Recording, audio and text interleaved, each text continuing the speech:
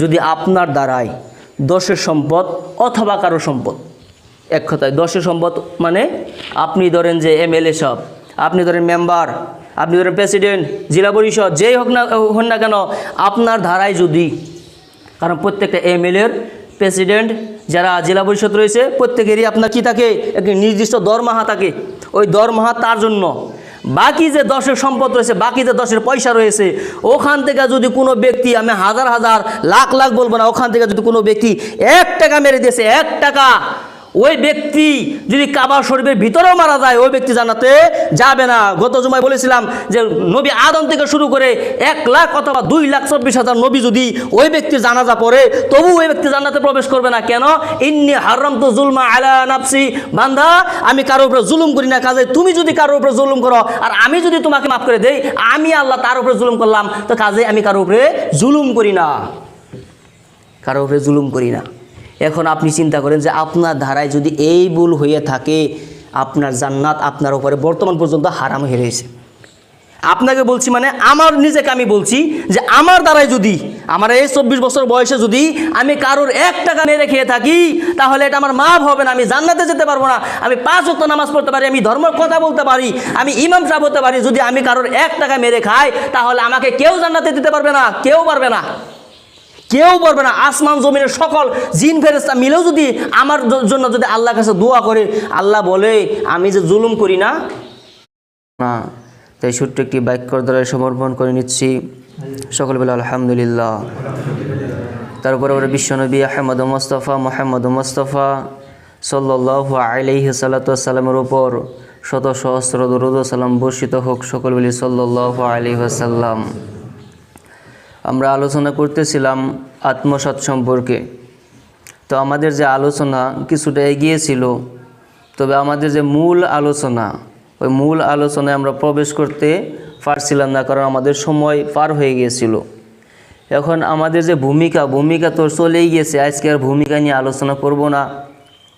গত জুমায় আমাদের যে আলোচনা শেষ হয়েছিল তা হলো কি, যে মুনাফিকের যে আপনার চরিত্র থাকে, ওই চরিত্র, ওই মাঝখানে আমাদের আলোচনা শেষ হয়েছিল। আজকেও ওখান থেকে আলোচনা শুরু করব। তা হলো কি, যে এই যে আমাদের আলোচনা, এই আলোচনার সাথে একটা মিল থাকা শব্দ কি, মুহাম্মদ সাল্লাল্লাহু আলাইহি ওয়াসাল্লাম আমাদেরকে ইঙ্গিত করে বলছেন যে হে আমার উম্মতেরা, তোমরা যদি নিজেকে চিনতে চাও যে তোমরা কোন পথে আছো, তোমরা যদি নিজেকে বুঝতে চাও যে তোমরা কোন পথে চলতেছো, তাহলে আমার এই হাদিসটাকে তোমরা অনুসরণ করো, এই হাদিসটাকে বোঝার চেষ্টা করো। যদি তোমরা এই হাদিসটাকে বুঝে নাও, তাহলে তুমি নিজেই বুঝবা যে তুমি মুসলিম আছো, ইমানদার আছো, না মুনাফিক হয়ে গেছো, না কাফের হয়ে গেছো, না ইসলাম থেকে খারেজ হয়ে গেছো। এই যে আমার হাদিস, এই হাদিস থেকে বুঝতে পারবা। এই হাদিসে মুহাম্মদ সাল্লাল্লাহু আলাইহি ওয়াসাল্লাম এমন কি বললো, মুহাম্মদ সাল্লাল্লাহু আলাইহি ওয়াসাল্লাম বলেছেন আয়াতুল মুনাফিকি সালাসা, আয়াতুল মুনাফিকি সালাসা, মুনাফিকের চরিত্র 3টি, মুনাফিক চিনার 3টি ধরনের সহজ আপনার পদ রয়েছে। তা কি? 1 নম্বরে বলছেন ইজা হাদ্দাসা কাযাবা, ইজা হাদ্দাসা কাযাবা, যখন মুনাফিক কথা বলে, কথার সাথে সাথে মিথ্যা কথা বলে। এটা একটি হচ্ছে আপনার মুনাফিকের চরিত্র। এখন আপনি দেখেন যে আপনার যে বন্ধু বান্ধব রয়েছে, আপনার যে ফ্যামিলি রয়েছে, পরিবার রয়েছে, আপনার যে নেইবার্স রয়েছে, এরা দেখেন যে আপনার সাথে কেমন ব্যবহার করে, আপনার সাথে সত্য কথা বলে না মিথ্যা কথা বলে। অথবা আপনি নিজে একবার প্রশ্ন করে দেখেন যে আপনি যদি মিথ্যা কথা বলেন, আপনার দ্বারা যদি মিথ্যা কথা হয়, তাহলে আপনি মুনাফিক। এ কথা কে বলছেন? মুহাম্মদ সাল্লাল্লাহু আলাইহি ওয়াসাল্লাম বলছেন। এখানে 3টি কথা রয়েছে, এই 3টি কথার প্রথমে তার মানে গুরুত্বপূর্ণ, আপনি দেখেন, চিন্তা করেন।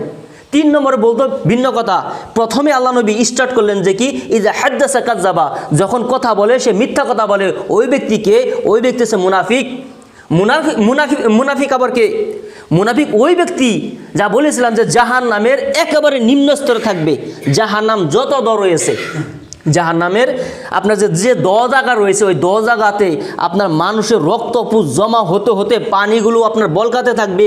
ওই যে জায়গা, ওই জায়গায় বসবাস করে মুনাফিক। আর আপনি চিন্তা করবেন যে এই মুনাফিক আর আমাদের মতো মুনাফিকদেরকে আল্লাহ নবী কাল কিয়ামতের দিন কি করবে? শাফায়াত করে আমাদেরকে জান্নাতে দিয়ে দিবে। ভুল ধারণা। এই মুনাফিকের ব্যাপারে মুহাম্মদ সাল্লাল্লাহু আলাইহি ওয়াসাল্লামকে আল্লাহ বলেছিলেন, হে মুহাম্মদ, তুমি যদি এই রকম মুনাফিকদের ব্যাপারে 70 বার আমার কাছে দোয়া করো, আমি দোয়া কবুল করব না। মুহাম্মদ সাল্লাল্লাহু আলাইহি ওয়াসাল্লাম দোয়া করবে আর আল্লাহ কবুল করবে না, এটা কথা হতে পারে? তার মানে আল্লাহ নবী যা দোয়া করে তাই কবুল হয়। ওই যে হাদিস শুনেন নাই যে হযরত আবু হুরায়রা আল্লাহ নবীর কাছে গিয়ে বলতেছেন, আল্লাহ নবী আমার মা তো মুসলিম হয় নাই, বারবার আমাকে তাগিদ করে যে তুমি তোমার বাপের দমায় ফিরে আসো, আল্লাহ নবী আপনি আমার মার জন্য একটু দোয়া করেন না গো। আল্লাহ নবী আবু হুরায়রার মার জন্য দোয়া করার জন্য হাত তুলছে। তো আবু হুরায়রা দৌড় লাগাইছে, কেন? দৌড়ে যেতে হবে আমার বাড়ি। আবু হুরায়রাকে লোকেরা জিজ্ঞাসা করলো, ও আবু হুরায়রা তুমি দৌড়াচ্ছ কেন? তুমি তো কোনোদিন এরকম করো না, আজকে কেন করতেছো? একদম বারবার থেকে আপনার সাহাবা, যে সাহাবা দৌড়িয়ে বাড়ি চলে যাচ্ছে, তো লোকেরা জিজ্ঞাসা করা স্বাভাবিক কথা। তো জিজ্ঞাসা করলো, আবু হুরায়রা তুমি কোনোদিন এমনটা করো নাই, আজকে কেন তুমি দৌড়ে বাড়ি চলতেছ? আল্লাহর নবী দোয়া করতেছে আমার মার জন্য, আমি দেখবো যে আল্লাহর নবীর দোয়া বাড়িতে আগে পৌঁছায় না আমি আগে গিয়ে আমার বাড়ি পৌঁছাই। তো বাড়ি গিয়ে দেখছে যে আবু হুরায়রার মা গোসল দিচ্ছে, কারণ কোনো মানুষ যদি নবা মুসলিম হয় সে গোসল দেয়। তো আবু হুরায়রার মা গোসল দিচ্ছে, তো আবু হুরায়রা আপনার বাড়ির ভিতরে প্রবেশ করতে দিল না তার মা। কিছুক্ষণ পরে প্রবেশ করলো, বলছে আবু হুরায়রা আমি তোমার ধর্ম গ্রহণ করে নিয়েছি। এটাকে বলা হয় মুহাম্মদ সাল্লাল্লাহু আলাইহি ওয়াসাল্লাম। অর্থাৎ মুহাম্মদ সাল্লাল্লাহু আলাইহি ওয়াসাল্লাম কোনো দোয়া করবে আর আল্লাহ সাথে সাথে কবুল করবে, কিন্তু ওই আল্লাহ মুহাম্মদ সাল্লাল্লাহু আলাইহি ওয়াসাল্লামকে বলতেছেন, হে মুহাম্মদ তুমি যদি এই মুনাফিকদের ব্যাপারে 70 বার আমার কাছে দোয়া করো তবু আমি এই মুনাফিকদেরকে ক্ষমা করব না, কারণ মুনাফিক হচ্ছে ইসলামের সবথেকে বড় শত্রু। মুনাফিকের দিকে আপনার বড় শত্রু ইসলামে আর নেই, কারণ মুনাফিক হিন্দুদের মাঝে থাকে না, মুনাফিক খ্রিস্টানদের মাঝে থাকে না, মুনাফিক অন্য যে ধর্ম রয়েছে তাদের মাঝে থাকে না, মুনাফিক যেটা থাকে এটা মুসলিমদের ভিতরেই থাকে। টুপিওয়ালাই মুনাফিক, পাঞ্জাবিওয়ালাই মুনাফিক, নামাজ পড়নেওয়ালাই মুনাফিক, এই জন্য মুনাফিক ধরা কঠিন। আল্লাহ নবী আপনার তাবুকের যুদ্ধের দিন লোকেদেরকে, কোন একটি যুদ্ধের দিন লোকেদেরকে বলছিল যে তোমরা কি করো, তোমরা আমার সাথে যুদ্ধে যেতে হবে, তোমরা বাইরে হও। তখন ওই দিন কিছু কিছু লোকেরা বলেছিল কি আমি যেতে পারবো না, নানান যে অজুহাত রয়েছে তারা অজুহাত দিয়েছিল, আমার এই হয়েছে ওই হয়েছে আমি যেতে পারবো না। এখন আপনাকে বলছি যে এই হাদিসটাকে আপনি একবার লক্ষ্য করেন। আল্লাহ নবী তার সাহাবীদেরকে বলতেছেন, আল্লাহ নবী তার অনুসারীদেরকে বলতেছেন, ও অনুসারীরা, হে আমার সাহাবীরা তোমরা কি করো, আমার সাথে যুদ্ধে যেতে হবে, সম্ভবত তাবুকের যুদ্ধ। তো এই তাবুকের যুদ্ধে তোমাদেরকে যেতে হবে, কাজে চলো আমার সাথে। তখন তারা বলে যে আমার মেয়ের বিবাহ, তারা বলে আমার ফসল পেকেছে, এই হয়েছে ওই হয়েছে, তারা নিজেরা আপত্তি জানালো, আপত্তি জানিয়ে তারা আল্লাহ নবীর সাথে যুদ্ধই গেল না। কিছুক্ষণ পর আয়াত নাজিল হয়ে গেল যে এরা হচ্ছে মুনাফিক। এখন দেখেন যে আমাদের সমাজেও কিছু কিছু লোক রয়েছে যাদেরকে ইসলামের জন্য ডাকা হয়, ইসলামের কাজের জন্য ডাকা হয়।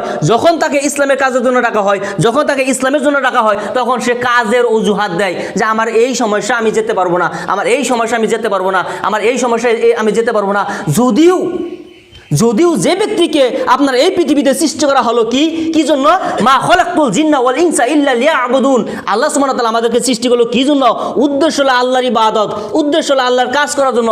এখন আমরা আল্লাহকে ব্যস্ততা দেখাই, আমরা আল্লাহর সৃষ্টিদ্বীপ, আল্লাহ আমাদেরকে খাওয়াচ্ছেন, আল্লাহ বড়াচ্ছেন, আল্লাহ দুনিয়াতে চলার জন্য আমাদেরকে হায়াত দিল, ওই আল্লাহকে আমরা ব্যস্ততা দেখাই।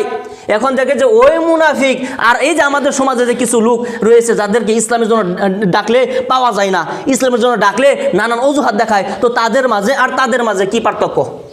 এদের মাঝে আর তাদের মাঝে কি পার্থক্য রয়েছে আপনি চিন্তা করেন? কোনো পার্থক্য নাই। আমি নাম ধরে ধরে বললাম না যে এই লোক গেল না, এই লোকগুলো আমি বললাম না, কিন্তু প্রত্যেকের মনে জানা রয়েছে, প্রত্যেকেই জানে যে কি আমি ইসলামের জন্য কি কাজ করি। আমাকে যদি কোনো দিন বলে যে ইসলামের এই কাজ করো, না আমার বাড়িতে ওই কাজ রয়েছে ওই কাজ রয়েছে আমি এই করি ওই করি, এরকম অজুহাত দেয়।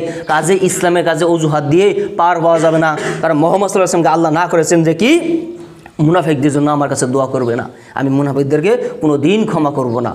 কাজে মুনাফিক হওয়া থেকে সাবধান। অর্থাৎ মুনাফিক একটি চরিত্র কি, তা হলো কি, এই যে হাদাসা কাযাবা, যখন কথা বলে কথায় কথায় মিথ্যা কথা বলে, এরা হচ্ছে মুনাফিক। এখন যদি আপনি কথা কথায় মিথ্যা বলেন, আপনার কাছে সুযোগ আছে, তাহলে কি তওবা করেন, তওবা ছাড়া কোনো পথ নাই। যদি তওবা না করে আপনি মৃত্যুবরণ করেন, তাহলে ওই দিন আপনার জাহান্নামে একেবারে নিম্ন স্তরে আপনাকে বসবাস করতে হবে। কাজেই আল্লাহ সুবহানাহু ওয়া তাআলা এই যে আপনার তওবা রয়েছে, এই তওবা করে আমাদেরকে সুযোগ দেন, আমিন। 2 নম্বর আল্লাহ নবী বলছেন যে ওয়াইজা ওয়াদা আখলাফা, যখন আপনার ওয়াদা করে কথা দেয়, কথা রাখতে পারে না। এরা হচ্ছে মুনাফিকের 2 নম্বর চরিত্র, অর্থাৎ এই গুণ তার ভিতরে রয়েছে। ওই ব্যক্তি হচ্ছে মুনাফিক। যে ব্যক্তি কথা দিল, ওই ব্যক্তি কথা দিয়ে কথা রাখতে বলো না, এই ব্যক্তি হচ্ছে আপনার মুনাফিক। এখন আমাদের সমাজে আপনি লক্ষ্য করে দেখেন, যদিও এই আপনার বক্তব্যের বিষয় এটা ভিন্ন, তবে আপনাকে এই বক্তব্যের দ্বারাই নিজেকে পরিবর্তন করতে হবে। আপনাকে আমাকে পরিবর্তন হতে হবে, যাতে করে এই পরিবর্তন আমাদেরকে একেবারে মৃত্যু পর্যন্ত নিয়ে যেতে পারে। আজকে আমি তওবা করে নিলাম, পুনরায় আপনার 1 মাস পরে আবার নিজেকে পরিবর্তন করে নিলাম, না এরকম যেন না হয়। আমি ওয়াদা করব, আর কার ওয়াদা? মুসলিমের ওয়াদা। একজন মুসলিম ওয়াদা করবে, আর এই ওয়াদা কি ভঙ্গ হতে পারে? একজন মুসলিম ওয়াদা করবে, আর এই ওয়াদা কি ভঙ্গ হতে পারে? এটা হতেই পারে না। এটা মুসলিমের গুণ, এটা মুসলিমের চরিত্র। আর যে ব্যক্তি আপনার ওয়াদা দেও, আপনার কথা দেও, কথা রাখতে বলো না, এই ব্যক্তি কাবিরা গুনাহ করলো। কাজে কথা দেয়, কথা রাখতে হবে, না হলে মুনাফিকের চরিত্রের ভিতরে ঢুকে যাবে। আপনাকে কি হাদিস শোনাচ্ছি, বুখারীর হাদিস, লম্বা হাদিস, আপনাকে যতটুকু শর্ট করে শোনানো যায় শোনাবো। তাহলে কি, এক লোকের কাছে আপনার টাকার জন্য গিয়েছে যে আমাকে কিছু 1 স্বর্ণমুদ্রা দাও। তখন লোকটি বলছে, আচ্ছা আমার কাছে স্বর্ণমুদ্রা আছে, তো তোমাকে দিব, কিন্তু তোমার সাক্ষী কোথায়? আমাকে তো সাক্ষী দিতে হবে, আমার কই সাক্ষী নিয়ে আসো। তখন লোকটি বলছে, আমি এখন সাক্ষী কোথায় পাবো? আমার সাক্ষী আল্লাহই যথেষ্ট, আমার সাক্ষী আল্লাহই যথেষ্ট। তো লোকটি বলছে, আচ্ছা ঠিক আছে, আল্লাহ থেকে বড় সাক্ষী আর কেউ হতে পারে, আমি তোমার সাক্ষী মেনে নিলাম। তো তুমি আরেকজন আপনার লেখনের জন্য কোনো মানুষ নিয়ে আসো, যে লিখবে, ওই রকম একদম মানুষ নিয়ে আসো। তখন বলছে, ওটাও আমার জন্য আল্লাহই যথেষ্ট। তো লোকটি বলছে, আচ্ছা এইখানেও যদি তুমি বলছো আল্লাহ যথেষ্ট, আমি মেনে নিলাম আল্লাহই যথেষ্ট। লোকটাকে ওই লোকটি আপনার 1000 স্বর্ণমুদ্রা দিয়ে দিল। লোকটি চলে গেল, আর লোকটিকে বলে দিল, অমুক দিন অমুক সময় এই টাকাটা আপনাকে আমি ফিরিয়ে দিব। লোকটি বলে চলে গেল। যেদিন এই লোকটি ওয়াদা করেছিল ওই লোকটির সাথে যে আমি অমুক দিন অমুক সময় আপনাকে এই টাকা ফিরিয়ে দেব, ওই দিন নির্দিষ্ট সময়ে নদীর তীরে এসেছে। নদীর তীরে এসে দেখে নৌকা নাই। হায় হায়, কি হয়ে যাবে এখন? আমি ওয়াদা করেছিলাম যে লোকটাকে অমুক সময় আমি টাকা ফিরিয়ে দিব, আপনি নদীর তীরে আসবেন, আমি এই নদী পার হয়ে আপনার হাতে আপনার এই স্বর্ণমুদ্রা 1000 আমি দিয়ে আসবো। আমি ওয়াদা করেছি, কিন্তু এখন নদীর তীরে কোনো নৌকা না, আমি কীভাবে পার হবো? লোকটির চিন্তা হতে লাগলো। লোকটির যখন নির্দিষ্ট সময় হয়ে গেল, তখন লোকটির মাথায় একটি চিন্তা আসলো। তা কি? যখন লোকটি আমাকে বলেছিল যে তোমার সাক্ষী কোথায়, তখন আমি বলেছিলাম আমার সাক্ষী আল্লাহই যথেষ্ট। কাজে আল্লাহ, আমি তোমাকে সাক্ষী রেখে বলতেছি, আমি নির্দিষ্ট সময়ে এসেছিলাম, এখন নৌকা না থাকার কারণে আমি লোকটির কাছে পৌঁছতে পারতেছি না। তো হঠাৎই লোকটির সামনে এই নদীর তীরে একটি আপনার বিশাল আকারের কাঠের খন্ড দেখতে পেল। লোকটি কাঠের খন্ড আপনার ধরে ওটাকে ফুটা করে, ওই যে আপনার 1000 স্বর্ণমুদ্রা ওই ফুটার ভিতরে, আপনার কাঠের ফুটার ভিতরে ঢুকিয়ে দিয়ে আপনার বাসিয়ে দিচ্ছে, আল্লাহ তোমাকে সাক্ষী রেখে আমি এই 1000 স্বর্ণমুদ্রা এসেছিলাম, তোমাকে এটা পৌঁছে দিবা, এটা তোমার। লোকটি কি করলো? 1000 স্বর্ণমুদ্রা কাঠে ভরে আল্লাহর উপরে ভরসা করে এই নদী তীরে ভাসিয়ে দিল। কাটি বেশি বেশি বেশি বেশি বেশি বেশি একটু সময় ওই পার পৌঁছে গেল। ওই লোকটি আপনার নদীর তীরে দাঁড়িয়ে গেছে যে কি, লোকটি আমাকে আজকে 1000 স্বর্ণমুদ্রা ঘুরিয়ে দিবে। তো লোকটিও নদীর তীরে উপস্থিত।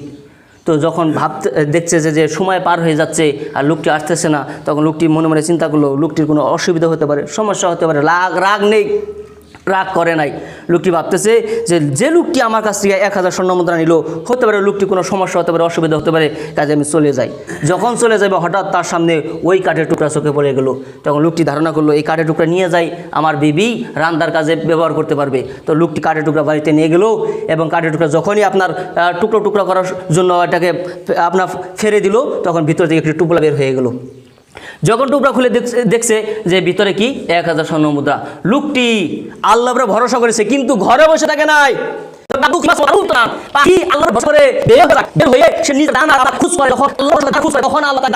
এখন যদি পাখি বলে যে আল্লাহর উপরে ভরসা করলাম, এই যে ঘরে বসে রইলাম, আমি নড়বো না, আল্লাহ আমাকে রিজিক দিবে না। লোকটি আল্লাহর উপরে ভরসা করেছে ঠিক, এ কথা সত্য, কিন্তু লোকটি ভাবছে যে যদি লোকটি না পায় তাহলে আমি লোকটিকে দিতে হবে, আমি ওয়াদা করেছিলাম, আমার ওয়াদা রাখতে হবে, আই এম এ মুসলিম। তো একজন মুসলিমের যে ওয়াদা, তাহলে কি যে কঠোর ওয়াদা, আমি দিয়েছি কথা, আর আমি কথার সময় আমি পৌঁছাবো না, মানে এটা হতেই পারে না। তো লোকটি যখন আপনার বিকালবেলা যখন নৌকা আসলো, তখন নৌকাতে পার হয়ে তার বাড়িতে চলে গেল। বলছে যে এই যে ধরেন আপনার 1000 স্বর্ণমুদ্রা। তখন লোকটি বলছেন, হারে তুমি না স্বর্ণমুদ্রা পাঠিয়ে দিয়েছ, স্বর্ণমুদ্রা আমি পেয়েছি, কই পেলেন? নদীর কাঠের তেলে। তো কথা মিলে গেল। এই হচ্ছে আপনার ওয়াদা, আর এই হচ্ছে আল্লাহ ভরসা। এটাকে বলে ওয়াদা। আপনি যখন কারোর সাথে ওয়াদা করবেন আর আপনি নির্দিষ্ট সময় ওইখানে আপনার পৌঁছতে পারবেন না, তখন আপনি আল্লাহর উপরে ভরসা করে আপনি চেষ্টা করেন, আপনার সর্বোচ্চ চেষ্টা করেন। যখন আপনি সর্বোচ্চ চেষ্টা করবেন, তখন দেখবেন যে আল্লাহ আপনার রাস্তা সুগম করে দিবে। একটি আপনার ইলমের জ্ঞানের একটি ফজিলতের হাদিস ছিল, যে হাদিসটি এরকম, মান সালাকা তরিকান ইয়ালতামিসু ফিহি ইলমান সাহালাল্লাহু লাহু তরিকান ইলাল জান্নাহ। যে ব্যক্তি আপনার যুবক অবস্থায়, যে ব্যক্তি জ্ঞান থাকা অবস্থায় সে কি করলো, আল্লাহর রাস্তা অন্বেষণ করলো, ওই ব্যক্তির জন্য আল্লাহ সুবহানাহু ওয়া তাআলা জান্নাতের রাস্তা সহজ করে দেয়। আল্লাহ নিজে জান্নাতের রাস্তা সহজ করে দেয়। অর্থাৎ যে ব্যক্তি যুবক অবস্থায়, যে ব্যক্তি জ্ঞান থাকা অবস্থায় আল্লাহর রাস্তায় চলে, যে ব্যক্তি জ্ঞান অবস্থায় যুবক অবস্থায় আল্লাহর রাস্তা অতিক্রম করে, তখন ওই ব্যক্তির জন্য আল্লাহ নিজে জান্নাতের রাস্তা সহজ করে দেয়। তো ওই হাদিসের সাথে এই হাদিসের কি মিল রয়েছে? যে ব্যক্তি চেষ্টা করে যে কি আমি ওয়াদা রক্ষা করার চেষ্টা করব, ওই ব্যক্তিকে আল্লাহ সুবহানাহু ওয়া তাআলা ওয়াদা রক্ষা করার জন্য আল্লাহর পথ সহজ করে দেন। কাজে একজন মুসলিমের যে আপনার কথা, একজন মুসলিমের যে চরিত্র, তা হলো কি প্রত্যেকটা দিক দিয়ে একজন ইমানদারের চরিত্র হতে হবে। শুধু মুসলিমের চরিত্র আর ইমানদারের চরিত্র আমি কিন্তু সবসময় ভাগ করি। একজন মুসলিম আর একজন ইমানদার কখনো সমান নয়। একজন মুসলিম আর একজন ইমানদার কখনো সমান হতে পারে না, কারণ লা ইউকাল্লিফুল্লাহু নাফসান ইল্লা উসআহা। এই যে আপনার আয়াতটা রয়েছে, এই আয়াতটার দ্বারাই লোকেদেরকে আল্লাহ সুবহানাহু ওয়া তাআলা সহজ করে দিয়েছেন। যার যতটুকু সামর্থ্য সে অতটুকু আপনার ইবাদত করবে। এটা যারা মুসলিম তারা ভাবছে আমার কোনো সুযোগ হয় না, আমি নামাজ পড়তে পারি না, আমি ইসলামের কাজ করতে পারি না, আমার এতটুকুই সুযোগ হয়, আমি এতটুকু ইবাদত করি। কিন্তু একজন ইমানদারের ভিতরে কি ঢুকে থাকে, যে আল্লাহ সুবহানাহু ওয়া তাআলা আমাকে সুযোগ দিয়েছে, তো আমি সুযোগ কেন নেব? আল্লাহ সুবহানাহু ওয়া তাআলা বলছেন 5 ওয়াক্ত নামাজ পড়তে হবে, যেভাবে হোক আপনাকে 5 ওয়াক্ত সালাত আদায় করতে হবে। আল্লাহ সুবহানাহু ওয়া তাআলা বলছেন যে কারো তুমি ক্ষতি করতে পারবে না, যেভাবে হোক আমি কোনো মানুষের ক্ষতি করব না। আল্লাহ সুবহানাহু ওয়া তাআলা বলছেন যে তুমি মানুষের সাথে ব্যবহার করবে, খুলুক আচরণ করবে। আমি মুসলিম, কাজে আমি মানুষের সাথে কি করব, খুলকুন আচরণ করব, ভালো আচরণ করব। এটা হচ্ছে মুসলিমের চরিত্র। মোট কথা 2 নম্বর যেটা হাদিস বললাম, আপনার হাদিসের ব্যাখ্যা বললাম, তা হলো কি যে আপনার ওয়াদা আখলাফা, কথা রাখতে হবে। আর যে ব্যক্তি কথা দেয় কথা রাখতে পারে না, ওই ব্যক্তি হচ্ছে মুনাফিক, ওই ব্যক্তি হচ্ছে মুনাফিক। 3 নম্বর ওয়াইজা উতুমিনু খান। আর যে ব্যক্তি আপনার অঙ্গীকার করলো, আর যে ব্যক্তির কাছে কিছু রাখা হলো, আর ওই ব্যক্তি যে সম্পদ রাখা হলো, ওই ব্যক্তি তা খিয়ানত করে দিল। অর্থাৎ আপনার কাছে কিছু ধন সম্পদ কেউ রাখছে, হ্যাঁ, আর ওই ধন সম্পত্তিকে ওখান থেকে আপনি কিছু মেরে দিয়েছেন, এই ব্যক্তি হচ্ছে মুনাফিক। অর্থাৎ যে ব্যক্তি আত্মসাৎ করলো, ওই ব্যক্তি হচ্ছে মুনাফিক। এখন আপনার জীবনে আপনি 12 বছর থেকে আপনার এই পর্যন্ত আপনি চিন্তা করে দেখেন, আপনার দ্বারা কি কোনো ব্যক্তির 1 টাকা নষ্ট হয় নাই? কোনো ব্যক্তির কি আপনি 1 টাকা মেরে দেননি? যদি আপনি ওই 1 টাকা মেরে দিয়েছেন, আর আপনি যদি মনে মনে ধারণা করে থাকেন যে আল্লাহ সুবহানাহু ওয়া তাআলা আমাকে মাফ করে দিয়ে জান্নাতে দিয়ে দিবে, তাহলে ভুল ধারণায় রয়েছেন। কোনো ব্যক্তি কারোর 1 টাকা নয়, কোনো ব্যক্তির একটি সরিষার দানা যদি আত্মসাৎ করে, ওই ব্যক্তিকে আল্লাহ সুবহানাহু ওয়া তাআলা কিয়ামত পর্যন্ত কোশ্চিনকালেও জান্নাতে দিবে না। ওই যে প্রথমে আপনার যে বাক্যটা গত জুমায় বলেছিলাম, আজকে আপনাকে মনে করে দিতে হলো কি, আল্লাহ সুবহানাহু ওয়া তাআলা বলছেন যে ইন্নী হারামতু যুলমা আলা নাফসি। বান্দা, মানে এই হাদিসটা এরকম, হাদিসে কুরসি যেহেতু এই হাদিসটা এরকম, আল্লাহ নবী বলছে একথা সত্য, কিন্তু আল্লাহ নবী বলতেছে, আল্লাহ বলতেছে, হাদিসটা এরকম, আল্লাহ নবী বলতেছে, আল্লাহ বলতেছে যে কি ইন্নী হারামতু যুলমা আলা নাফসি। বান্দা, আমি নিজের উপরে নিজে জুলুম করাকে হারাম করে দিয়েছি, কাজে তোমরা কারো উপরে কি করিও না, জুলুম করিও না, আত্মসাৎ করিও না। এখন যদি তুমি কারো বস্তু আত্মসাৎ করে মেরে দাও, খেয়ে দাও, তাহলে আর আমি আল্লাহ যদি তাকে মাফ করে দেই, অর্থাৎ তোমাকে মাফ করে দেই, তাহলে তো আমি ওই ব্যক্তির উপরে জুলুম করলাম যে ব্যক্তির তুমি সম্পদ মেরে দিয়েছ। কাজে আমি নিজের উপরে নিজের জুলুম করাকে হারাম করে দিয়েছি, কাজে আমি জুলুম করব না, আর তোমাকে মাফও করব না। এক কথায়, সহজ কথায়, এই যে আপনার আত্মসাতের হাদিস, এটাকে আপনাকে বুঝিয়ে দিই। তা হলো কি, যদি আপনার দ্বারাই দোষের সম্পদ অথবা কারো সম্পদ, এক কথায় দোষের সম্পদ মানে আপনি ধরেন যে MLA সব, আপনি ধরেন মেম্বার, আপনি ধরেন প্রেসিডেন্ট, জেলা পরিষদ, যেই হন না কেন, আপনার ধারায় যদি, কারণ প্রত্যেকটা MLA-র প্রেসিডেন্ট যারা জেলা পরিষদ রয়েছে, প্রত্যেকেরই আপনার কি থাকে, একটি নির্দিষ্ট দরমাহা থাকে। ওই দরমাহা তার জন্য, বাকি যে দশের সম্পদ রয়েছে, বাকি যে দশের পয়সা রয়েছে, ওখান থেকে যদি কোনো ব্যক্তি, আমি হাজার হাজার লাখ লাখ বলবো না, ওখান থেকে যদি কোনো ব্যক্তি 1 টাকা মেরে দিয়েছে, 1 টাকা, ওই ব্যক্তি যদি কাবা শরীফের ভিতরেও মারা যায়, ওই ব্যক্তি জান্নাতে যাবে না। গত জুমায় বলেছিলাম যে নবী আদম থেকে শুরু করে 1 লাখ অথবা 2,24,000 নবী যদি ওই ব্যক্তির জানাজা পড়ে, তবু ওই ব্যক্তি জান্নাতে প্রবেশ করবে না। কেন? ইন্নী হারামতু যুলমা আলা নাফসি। বান্দা, আমি কারোর উপরে জুলুম করি না, কাজে তুমি যদি কারোর উপরে জুলুম করো, আর আমি যদি তোমাকে মাফ করে দেই, আমি আল্লাহ তার উপরে জুলুম করলাম, তো কাজে আমি কারোর উপরে জুলুম করি না, কারোর উপরে জুলুম করি না। এখন আপনি চিন্তা করেন যে আপনার ধারায় যদি এই ভুল হয়ে থাকে, আপনার জান্নাত আপনার উপরে বর্তমান পর্যন্ত হারাম হয়ে রয়েছে।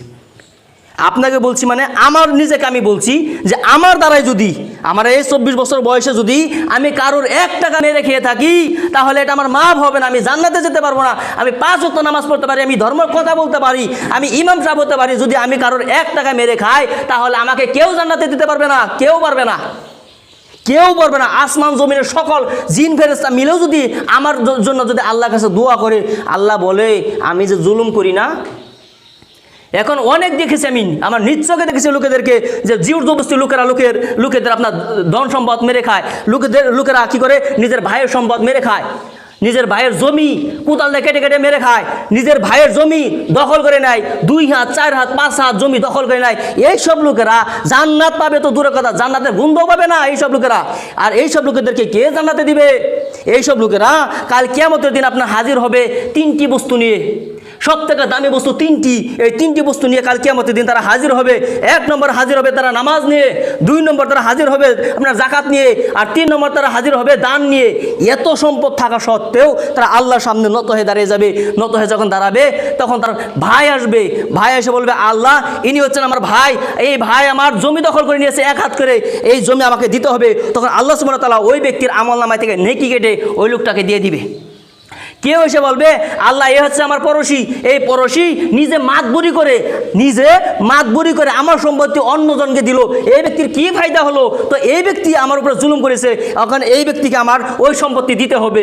তখন আল্লাহ সুবহানাহু ওয়া তাআলা ওই ব্যক্তির যে আমলনামা, ওই আমলনামা থেকে সম্পত্তিকে আপনার নেকি কেটে এই লোকটাকে দিয়ে দিবে। এখন যখন এই লোকটি নেকি হয়ে যাবে, এই লোকটি জান্নাতে চলে যাবে। আর যে ব্যক্তি নিজে মাতবরি করলো, যে ব্যক্তি নিজের ক্ষমতা দেখিয়ে নিজের সম্পত্তি অন্যের কাছে দিয়ে দিল, অন্যের সম্পত্তি অন্যকে দিয়ে দিল, তাহলে যদি এরকম করে ওই ব্যক্তির নেকি এভাবে কেটে নিয়ে যাওয়া হবে। এই জন্য মুহাম্মদ সাল্লাল্লাহু আলাইহি ওয়াসাল্লাম বলেছেন মান কানাত ইনদাহু মাজলামাতুন লিআখিহি মিন ইরজিহি আও মিন শাইইন, যদি দুনিয়াতে কারোর ব্যাপারে আপনার জুলুম থেকে যায়, আমি আপনাকে বলছি, প্রত্যেকেই নিজেকে ভাবেন যে এই কথা আল্লাহ নবী আপনাকে বলছেন যে কি, যে মান কানাত ইনদাহু মাজলামাতুন লিআখিহি মিন ইরজিহি আও মিন শাইইন, যদি দুনিয়াতে যদি কারোর ব্যাপারে আপনার দ্বারায় জুলুম থেকে যায়, জুলুম করেছেন, জুলুম থেকে যায়, যদি এরকম হয় ফালিয়াতাহাল্লাহুল মিনহুল ইয়াউম, সেজন্য আজই কে বলছে? মুহাম্মদ সাল্লাল্লাহু আলাইহি ওয়াসাল্লাম বলছেন যে দুনিয়াতে যদি কারোর ব্যাপারে কারো সামান্য পরিমাণও যদি জুলুম থেকে যায়, ফালিয়াতাহাল্লাহু মিনহুল ইয়াউম, সেজন্য আজই কি করে তার কাছে গিয়ে মাপ চায়, তার কাছে গিয়ে ক্ষমা চায়, আজই।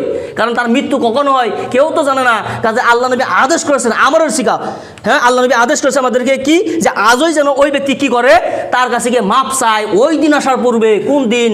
ওই দিন যেদিন কোনো টাকা থাকবে না, দিনার দিরহাম কোনো কিছু থাকবে না। আল্লাহ তাকুনা দিরহাম, ওই যেদিন আপনার কোনো কি থাকবে না, টাকা থাকবে না, ধন সম্পদ থাকবে না, ওই দিন আসার পূর্বে কি করতে হবে? তার কাছে গিয়ে মাপ চেতে হবে। অর্থাৎ মৃত্যু আসার পূর্বে, যখন আপনার মৃত্যু হয়ে যাবে তখন আপনার সাথে কোনো ধন সম্পদ টাকা থাকবে না। ওই দিন আসার পূর্বে আমাদেরকে আল্লাহ নবী কি করেছেন, কি বলছেন, আদেশ করেছেন যে তুমি তার কাছে মাপ চাও। এখন আমি যদি ভুল করি, এখান দাঁড়িয়ে আমি বলতেছি না কথাগুলো, বর্তমানে কথা বলে সে কম মানে, বর্তমান সময় আপনাকে বলছি যে কথা বলে সে কম মানে, আর যাদেরকে শোনায় ওই লোকেদেররা তো মানেই না, বক্তায়ও মানে না, শ্রোতায়ও মানে না। বর্তমানে এমন জামানা, আর এই জামানা এমনি হুট করে এসেছে। আল্লাহ নবীর ভবিষ্যৎবাণী মুহাম্মদ সাল্লাল্লাহু আলাইহি ওয়াসাল্লাম মৃত্যুর আগে বলে গেছেন যে কিয়ামতের পূর্বে এমন সময় আসবে যে বক্তা নিজে বলবে, বক্তা নিজে আমল করবে না, এবং লোকেদেরকে বলবে, লোকেরা আমল করবে না। বক্তা যেমন শ্রোতা ওই রকম। এখন আপনাকে বলি, আমার জীবনে আমি আপনাকে ওয়াদা করে বলছি, এখানে আল্লাহর ঘরে ওয়াল্লাহি আল্লাহর কসম করে বলছি, আমার জীবনে আমার জ্ঞান থাকা সত্ত্বেও আমি কোনো মানুষের 1 টাকা মেরে খাই না, কোনো মানুষের 1 টাকা মেরে খাই না। আমি এখানে দাঁড়িয়ে বলছি আল্লাহর ঘরের সামনে, 1 টাকা মেরে খাই নাই। আমার জীবনের পাপ অ্যাকচুয়ালি কোনো সময় উল্লেখ করা বলতে হয় না।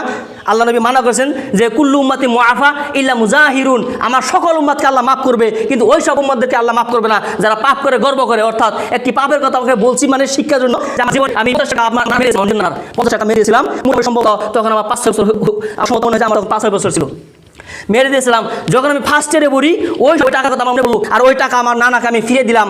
এমন নয় যে চুপ করে আমি নানাকে বললাম যে 50 টাকা দিয়ে দিলাম, এরকম নয়। আমি নানাকে বলছিলাম যে আপনাকে আমি 50 টাকা মেরে দিয়েছিলাম, এই 50 টাকা আপনাকে দিয়ে গেলাম। তখন নানা হাসার বলে, হে এটা দিতে হবে না।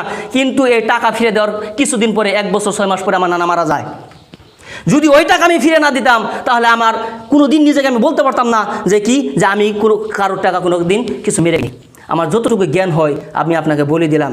এখন আমি যেহেতু করি না, এই জন্য আপনাকে বলতে পারতেছি আল্লাহ নবীর ওই হাদিস করে বলি, যদি আপনার দ্বারাই কারোর কোনো সামান্য পরিমাণ জুলুম হয়ে থাকে, লজ্জা শরম ছেড়ে দিয়ে তার হাত ধরে তার কাছে মাপ চান। যদি সম্পত্তি মেরে দেন তাহলে সম্পত্তি আজই ফিরিয়ে দেন। সম্পত্তি ফিরিয়ে না দেওয়া পর্যন্ত তওবা কবুল হবে না। যদি বলেন যে লোক আমাকে মাফ করে দিছে, মাফ হবে না, হবে না। যেমন আপনার মহারানার যে দায়ী থাকে, রেনি থাকে, যে কি একজন মানুষের বিয়ের মধ্যে আপনার 2 লাখ টাকা মহারানা বানাইলো। 2 লাখ টাকা মহারানা বাঁধার পরে ওই লোকটি আপনার বিয়ের রাতে বউয়ের হাত ধরে কয় যে নতুন বউ তুমি আমাকে মহারানা যে টাকা আছে মাফ করবা না, 2 লাখ টাকা তো আমি জীবনে চোখে দিই নাই, মহারানা টাকা মাফ করে দাও। তখন নতুন বউ বলে যে মহারানা টাকা মাফ করে দিছি, এই মাফ হবে না।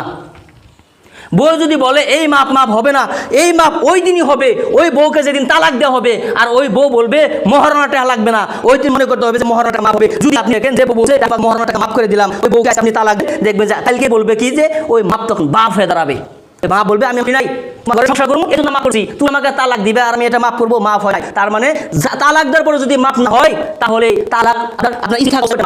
তাই মহারণা টাকা যদি একা বাকি থাকে আর বাকি থাকা অবস্থায় যদি কোনো মারা যায় তাহলে এই লাশটা কবরে যাবে না, এই লাশ কবরে যাবে না। কয়জন মুরব্বী মানুষ তার বউয়ের মহারণা আরোপ করেছে, করে নাই? শুধুমাত্র বিবাহ মজলিসে দেখি বাপ দাদা নিয়মে আমাদেরকে চলতে হবে, আমার এই নিয়ম, আমাদের এই নিয়ম, ধর্ম বোঝে না। তারা কি মহারণা বাদে 4 লাখ টাকা 3 লাখ টাকা মহারণা, এই মহারণা বলেছেন যে মহারণা এমন একই রেন, মহারণা এমন মহারণা এমন কি রেন যে কোনো ব্যক্তি যদি মহারণা রেখে পৃথিবীতে আপনার মহারণা রেখে মারা যায় তাহলে এর খবর না যে যত পর্যন্ত এই মহারণা রেন রয়েছে রেন করবে। মহারণা এমন রেন যদি বাপ মারা যায় নিজের মায়ের মহারণা বড় ছেলে দিতে তার সন্তানদেরকে দিতে হবে, এটাকে বলা হয় মহারণা। কিন্তু না 5 লাখ টাকা 10 লাখ টাকা বাদক মহারণা প্রত্যেকটা যুবকদেরকে বর্তমান রেনি বানাতে এই জন্য মোহাম্মদ বলেছিল, আল্লাহ বলেছেন যে তোমরা জিকে বানাও আর বিবাহকে সহজ করো। লোকেরা এই মহারণা নামে বিবাহকে কঠিন করতেছে। 3 লাখ টাকা কত বিয়ে, আমি যতগুলো বিবাহের মধ্যে গেছি প্রত্যেকটার মধ্যে 2 লাখ 3 লাখ 4 লাখ ধরুক, কি হবে ধরুক। যারা জুলুম করতেছে, জুলুম এটাও কিন্তু জুলুম। আমি সমাজের মাতবর, আমার কথা রাখবে না মানে হবেই না। তো এই যে জুলুম করতেছে, এই জুলুমের বিচার কাল কিয়ামতের দিন আল্লাহর সামনে দিতে হবে। মহারণা ফিড হয় ছেলের আপনার ইনকামের উপর নির্ভর করে। একজন লোক মাটি কাইটা খায়, প্রত্যেক আপনার 1 মাস কামাই করলে আপনার 15,000 পায়। কারণ কোনো মানুষ তার প্রত্যেক দিন করতে পারে না, প্রত্যেকদিন তার কামে যেতে পারে না। তো মাসে যদি আপনার 10 বাদ দেয় তাহলে তার ইনকাম থাকে না। ওই লোকটাকে মহারণা বাদে 3 লাখ টাকা 22 টাকাকালীন তো এই মহারণা শোধ করতে পারবে না। এভাবে লোকেরা জুলুম করে। কাজেই আপনাকে বলি, যেহেতু এটা সদস্যে আমি মনে করি যে আপনাদের সামনে আমি প্রত্যেকটা ইসলামের যে আদেশ নিষেধ উল্লেখ করার চেষ্টা করি, যদিও এটা সম্ভব না। আমার সারা জীবন যদি আমি বলি তবু ইসলামের প্রত্যেকটা বিষয় আপনাদের সামনে উল্লেখ করা সম্ভব না। তবে যতগুলো বস্তু সামনে দেখি যে ভুল হয়, যতটুকু বস্তু সামনে দেখি যে ভুল হয় অতটুকু বস্তু আমি আপনাদের সামনে উল্লেখ করার চেষ্টা করি, কিন্তু সবটা সম্ভব হয় না। কাজেই এই যে মূল ট্রফিক তা হলো কি, কারো উপরে জুলুম করবেন না। এখন যদি কারো উপরে 2-3 মিনিট বয়স হবে, এখন যদি আপনি কারো উপরে যদি জুলুমতে থাকেন, আপনাকে সহজ বুদ্ধি দিছি, লজ্জা শরম বড় কথা না, জান্নাত বড় কথা। আপনি তার কাছে মাপ চান এবং যদি সম্পদ মেরে থাকেন তাকে ফিরিয়ে দেন। আপনি ফিরিয়ে দিয়ে বলেন যে আমার ভুল হয়েছে, তুমি মাফ করে দাও। যখন লোকটি আপনাকে মাফ করে দেবে তখন আপনার যে গুনাহ রয়েছে না, ওই গুনাহ আপনি জীবনে তওবা করেন যে আমি জীবনে আর কি করব না, আপনার এই আত্মসাৎ করবো না, পাপ করবো না। তাহলে ওই বাকি যে আপনি মানুষের সম্পত্তি আত্মসাৎ করে যে পাপ করছিলেন, সকল পাপ আল্লাহ সুবহানাহু ওয়া তাআলা আপনাকে নেকি বানিয়ে দিবে। সকল পাপ আল্লাহ আপনাকে নেকি বানিয়ে দিবে। কাজেই আপনার গুনাহগুলো যদি আপনি নেকি বানাতে চান তাহলে আপনি কী করেন, মানুষের আত্মসাতের যে সম্পদ ফিরিয়ে দেন। হতে পারে যে আপনি কারোর 1 বিঘা আপনি দখল করে নিয়েছেন, আপনার মাটিও 1 বিঘাই, 1 বিঘা মাটি আপনি দখল করে নিয়েছেন। এখন যদি 1 বিঘা ফিরিয়ে দিতে হয় তাহলে আপনার রাস্তায় আসতে হয়। আপনি রাস্তায় আসতে যদি বাধ্য করেন, তবু আপনার দশের সম্পদ বা অপরের সম্পদ আপনি আত্মসাৎ করবেন না। যদি আপনি করে থাকেন তাহলে আপনার জন্য জান্নাত হারাম হয়ে আছে বর্তমান কেন কেমন পর্যন্ত যে জানাতে চান, এটা একমাত্র আপনার পথ আপনার সামনে উপস্থিত আছে। কাজেই আমার 2টি আপনাদের উপরে অনুরোধ, তা হলো যে আমরা সমাজে দেখি যে মানুষ সবথেকে বেশি জুলুম করে থাকে তার ভাইয়ের সাথে। ভাইয়ের সাথে যদি কেউ জুলুম করে দুইটি পাপ হয়। একটি হচ্ছে আত্মীয়তার যে সম্পর্ক ছিন্ন হয়, এই ছিন্ন করার কারণে একটি গুনাহ হয়, আর তার সাথে জুলুম করা হয়েছে, এই দুইটি হয়। তো দুইটি গুনাহ একসাথে হয় ভাইয়ের সাথে জুলুম করলে কেউ। আর আমরা এই দেখি বেশিরভাগ মানুষের সাথে। আল্লাহ সুবহানাহু ওয়া তাআলা প্রত্যেকটা মানুষকে এইভাবে সহি দিন বোঝার জন্য তৌফিক দান করুন, আমিন। প্রত্যেকটা মানুষকে আল্লাহ তৌফিক দান করুন, যা মানুষের ধন সম্পদ আত্মসাৎ করে রেখেছে তাদেরকে এগুলো ফিরিয়ে দেওয়ার জন্য তৌফিক দান করুন, আমিন। ওয়া আখিরু দাওয়ানা